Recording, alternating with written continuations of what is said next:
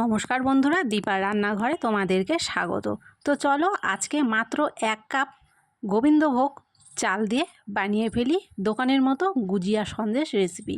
তার জন্য দেখো এখানে আমি একটা বাটি দিয়ে মেপে 1 বাটির মতো চাল নিয়েছি। তারপরে চালটাকে একটা পাত্রে দিয়ে এখানে জল দিলাম, জল দিয়ে ধুয়ে নিয়ে এটাকে আধা ঘন্টার মতো এরকমই ঢেকে রেখে দেবো। আধা ঘন্টা পরে দেখো ফিরে এলাম। এখন চালটার কী অবস্থা দেখে নিই। তো দেখতে পাচ্ছ চালটা আমি নেড়ে চেড়ে দেখে নিচ্ছি, চালটা কিন্তু খুব ভালো করে এখানটায় ভিজে গেছে। এখন চালের জলটাকে ঝরিয়ে নেব। আমি এরকম ছিদ্রযুক্ত একটা থালা নিয়েছি, তার উপরে পরিষ্কার এরকম একটা সাদা কাপড় পেতে দিলাম। এবারে চালের কাপড়ের ওপরে চালগুলো আমি ছড়িয়ে দিয়ে দেবো, দিয়ে এরকম অবস্থায় কিন্তু আধা ঘন্টা রেখে দেবো। তাহলে দেখবে জলটা খুব ভালো করে শুকিয়ে চালটা একদম ঝরঝরে হয়ে গেছে।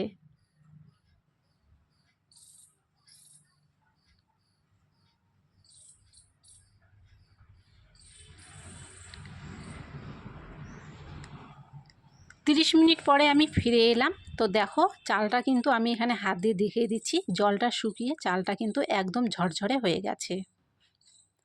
এখন সবটুকু চাল আমি একটা মিক্সি জারে নিয়ে নিলাম। এখন এর মধ্যে কিন্তু কোনো রকম জল দেবো না, জল ছাড়াই এটাকে গুঁড়ো করে নেব।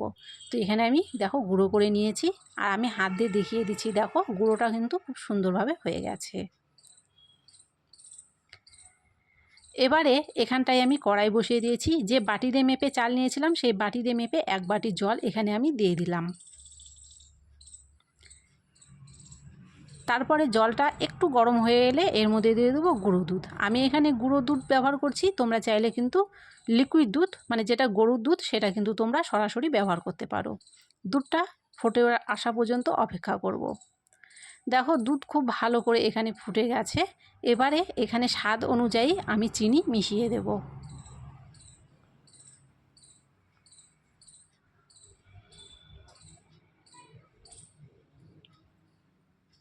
চিনিটা দেওয়ার পরে কিন্তু আবারও খুব ভালো করে দুধটাকে আমি ফুটিয়ে নিয়েছি। এবার এখানে স্বাদ বাড়ানোর জন্য আমি এলাচের যে দানাগুলো হয় সেইগুলোকে গুঁড়ো করে নিয়েছি, সেটা এখানটায় দিয়ে দিলাম। দুধটা কিছুক্ষণ ফুটে একটু শুকিয়ে এলে এর মধ্যে দিয়ে দিচ্ছি 1 চা চামচ ঘি। ঘি দিয়ে আবারও দুধটাকে আমি ফুটিয়ে নেব। এবারে কিন্তু আমি গ্যাসটাকে বন্ধ করে দিয়েছি। গ্যাসটাকে বন্ধ করে দুধটাকে একটু ঠান্ডা করে নিয়েছি, কারণ গরম দুধের মধ্যে কিন্তু চালের গুঁড়োটা একদমই দেওয়া যাবে না, না হলে কিন্তু দলা পেকে যাবে। সেই জন্য গ্যাসটাকে অফ করে অবশ্যই দুধটাকে ঠান্ডা করে চালের গুঁড়োটা মিশিয়ে দেবে। দেওয়ার পরে খুব ভালো করে দুধের সাথে আগে চালের গুঁড়োটাকে মিশিয়ে নেবে, নিয়ে তারপরে গ্যাস জ্বালিয়ে দিয়ে গ্যাসের ফ্লেমটাকে একদম লোতে রেখে অনবরত কিন্তু ঠিক এইভাবে ঘাঁটতে হবে, না হলে কিন্তু নিচ দিয়ে লেগে যেতে পারে, দলা পেকে যেতে পারে। তো আমি একই রকম পদ্ধতি করেছি। প্রথমে গ্যাস বন্ধ করে দিয়েছিলাম, তারপরে মিশিয়ে নেওয়ার পরে গ্যাসটা জ্বালিয়ে একদম লো করে দিয়ে অনবরত এইভাবে নেড়ে গিয়েছি। এইভাবে নাড়তে নাড়তে দেখবে এটা শক্ত হয়ে সুন্দর একটা ডো কিন্তু তৈরি হয়ে যাবে।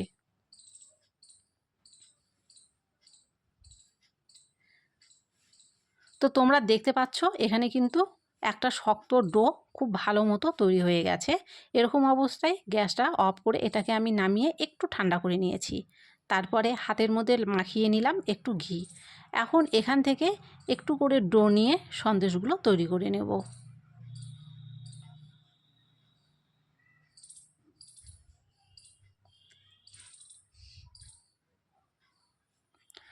তোমরা চাইলে কিন্তু এখানে ছাঁচ ব্যবহার করতে পারো, ছাঁচ দিয়েও এইভাবে ডিজাইন করে নিতে পারো।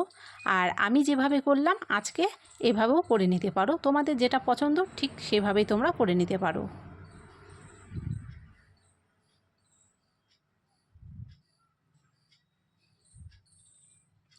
একটা গুজিয়া সন্দেশ কিন্তু আমি এখানে বানিয়ে ফেলেছি, আরও একটা আমি তোমাদেরকে বানিয়ে দেখিয়ে দিচ্ছি।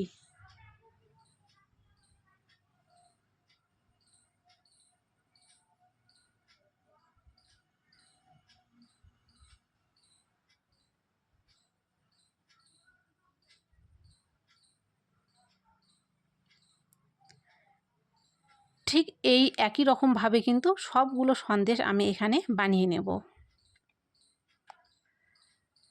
তো আজকের এই গুজিয়া সন্দেশ রেসিপি তোমাদের কেমন লাগলো কমেন্ট করে কিন্তু অবশ্যই জানিও। ভালো লাগলে অবশ্যই লাইক করে দিও, ভিডিওটাকে শেয়ার করে দিও, আর চ্যানেলটিকে অবশ্যই সাবস্ক্রাইব করে দিও।